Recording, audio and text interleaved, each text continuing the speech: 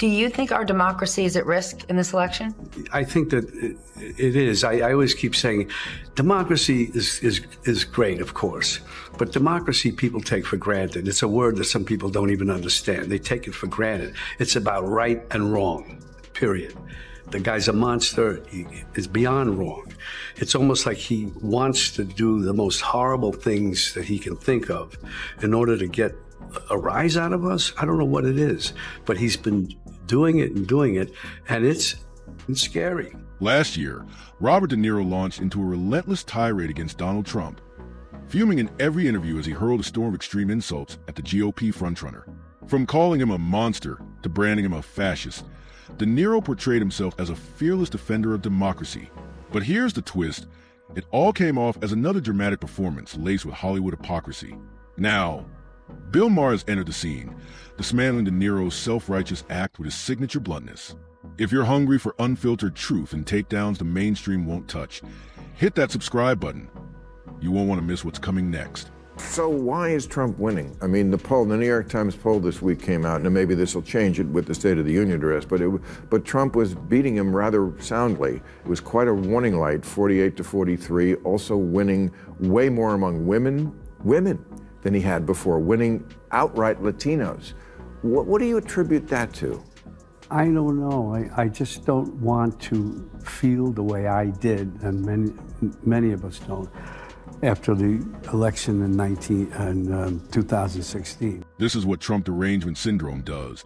It hijacks your logic, shatters your reasoning, and leaves reality behind. Robert De Niro showed up with a laundry list of reasons why Trump shouldn't be reelected, yet couldn't name a single reason why millions of Americans, including an unexpected surge of women, were rallying behind him. That's the tunnel vision this kind of obsession breeds. And to those on the left still clinging to the fantasy that Trump only had a shot because Biden's mental sharpness faded, it's time to wake up. The pre-election polls weren't whispering, they were shouting. Trump was gaining momentum fast. The signs were everywhere and Democrats saw them. That's when behind-the-scenes panic kicked in. They didn't want a fair fight. They wanted a managed outcome. So Biden got the quiet nudge, and Kamala Harris was eased into position. You're not imagining this. You're just finally seeing the full picture for what it is. The guy is a total monster. And anybody, I don't understand it. I guess they get behind that kind of logic. They want to put people, screw them, because they're unhappy about something. He's such a mean, nasty, hateful person. I never play him as an actor because I can't see any good in him. Nothing. Hold on. Did Robert De Niro seriously say he wouldn't play Donald Trump if asked? Let's rewind for a moment. First of all, who's asking?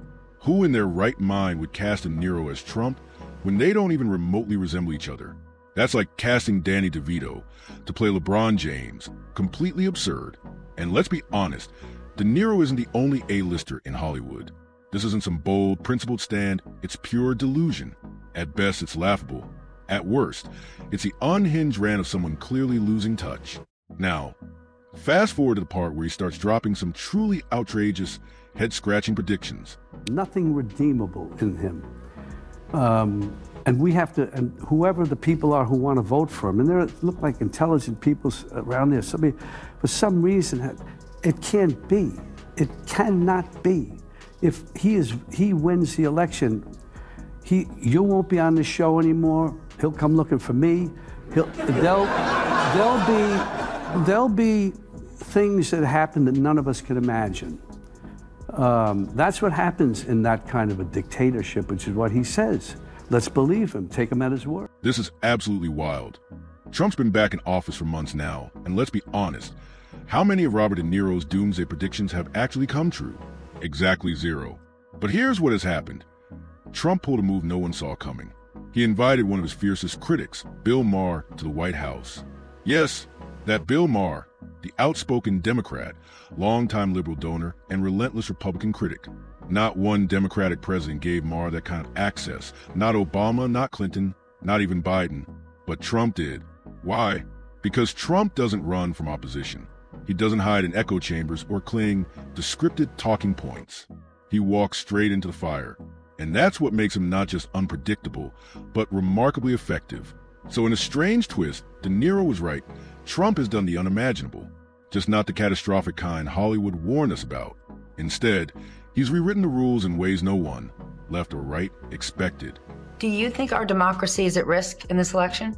I think that it is. I always keep saying democracy is great, of course, but democracy people take for granted. It's a word that some people don't even understand. They take it for granted. It's about right and wrong, period.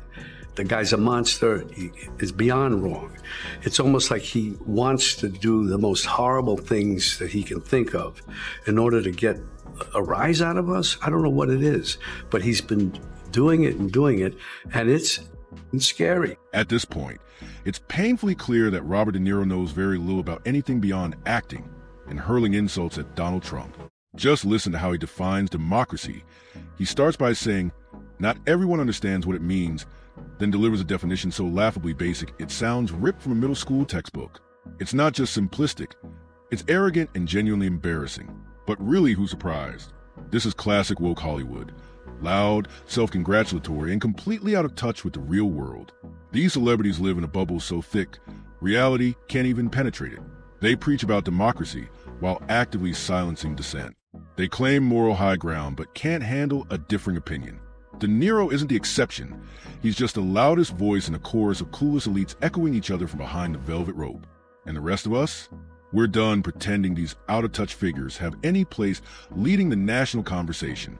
I am totally dumbfounded, baffled by that. I can't understand it. And it's a thing that we've seen over decades and decades. And he's a what's it, Tammy Faye and the other one. Yes. It's the same thing, give us your money, we're going to save you. Yeah, televangelist. Yeah. It's just the same thing. De Niro didn't just criticize Trump.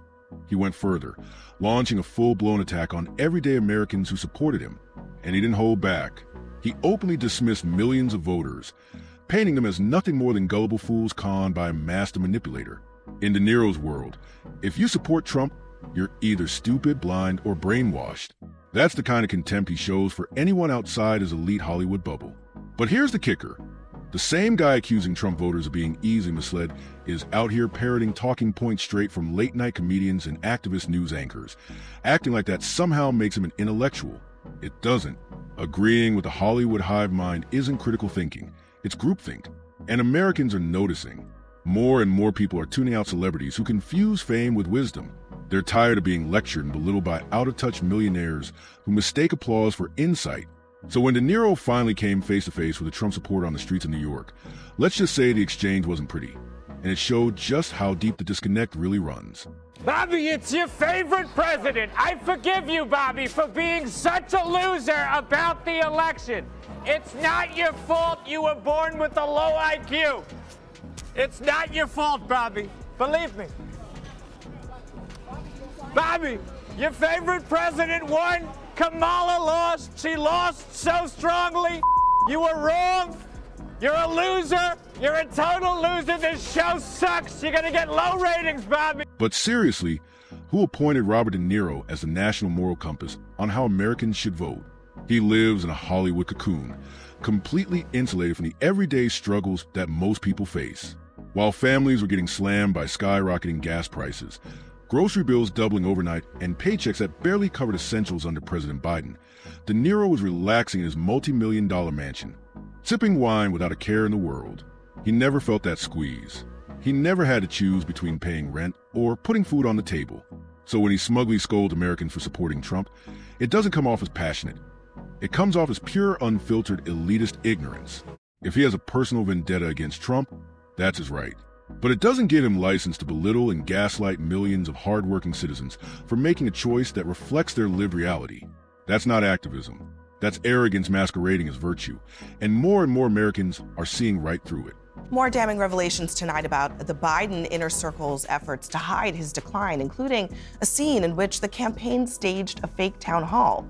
Why? Well, to quell concerns about his age and ability to interact with people. The very leaders Robert De Niro so passionately urge Americans to keep in power were busy staging choreographed town halls and spoon-feeding scripted lines just to prop up a struggling Joe Biden. Let that sink in. This is the party De Niro expects the country to follow blindly, A party so terrified of the truth, they couldn't even level with the American people about Biden's glaring cognitive decline. Instead of confronting it, they buried it. They shielded him from tough questions, limited his public appearances, and handed the media carefully crafted talking points to cover up what everyone could already see. But now, the truth is starting to break through. A new book by CNN's Jake Tapper is set to reveal just how deep Biden's mental unraveling went, and how it plunged the DNC into full-blown crisis mode. The cover-up is cracking wide open, and what's coming to light isn't just troubling. It's far uglier than anyone on the inside wanted the public to ever find out. Other campaigns have used fake town halls. Now, I would say those town halls usually are in addition to real town halls. Joe Biden was doing neither. This fake town hall was in order to film it so they could make it into campaign commercials. They filmed it in Delaware with supporters. But Joe Biden at this point, this is the spring of 2024, Joe Biden's town hall, which was closed to press, was so bad that campaign officials determined that it was not usable for a campaign commercial. So they took 90 minutes, 2 hours out of the president's day, they filmed an entire town hall, and they determined that it was not usable. Yep, that's how serious Biden's mental decline really was. Even during a tightly controlled town hall, scripted from top to bottom, with a hand-picked, friendly audience designed to make him appear confident and composed, he still couldn't hold it together. The questions were rehearsed, the answers pre-written, the entire event managed down to the lighting, and yet none of it could hide the truth. Biden fumbled his lines, stumbled through even the simplest prompts, and slipped into those all-too-familiar senior moments. You can picture it. Mid-sentence on a softball question, he suddenly veers off topic, mutters something unintelligible, then awkwardly wanders off stage, hand outstretched to shake hands with someone who isn't there. It would be comical if it weren't so heartbreaking. This isn't just about politics anymore. It's about leadership, about clarity, and about whether the man behind the microphone even knows where he is. And that's a question the American people deserve honest answers to, no matter what side of the aisle they're on. Some people say this was because Joe Biden was incoherent. He could not really articulate his thoughts in a pithy or even semi-normal way. Some people just said like the lighting was bad. That was sort of the 2 points of view. But the point is, it shows how like what the campaign status was in the spring of 2024 when they were trying to deal with a candidate that wasn't a decline. But here's the big question. Why now? Why did Jake Tapper suddenly decide to write a book exposing Biden's mental decline? What's the real agenda? Because let's be honest, Biden's cognitive struggles were never a well-kept secret. They weren't hidden behind closed doors. Anyone paying attention saw it in plain sight. The stumbles, the blank stares, the confused whispers. It was all right there. Yet for years, the media, including Tapper, either tiptoed around it, downplayed it, or ignored it altogether. The only people pretending everything was fine were the Democrats, so long as their grip on power remained intact. But now, with poll numbers shifting and the narrative unraveling, we suddenly get a tell-all book? It reeks of political damage control. It's too little, too late. The truth is coming out, not because they care about transparency, but because the pressure finally forced their hand. And that wraps up today's video. If you liked our no-nonsense take, smash that like button and subscribe for more. Thanks for watching. We'll see you next time.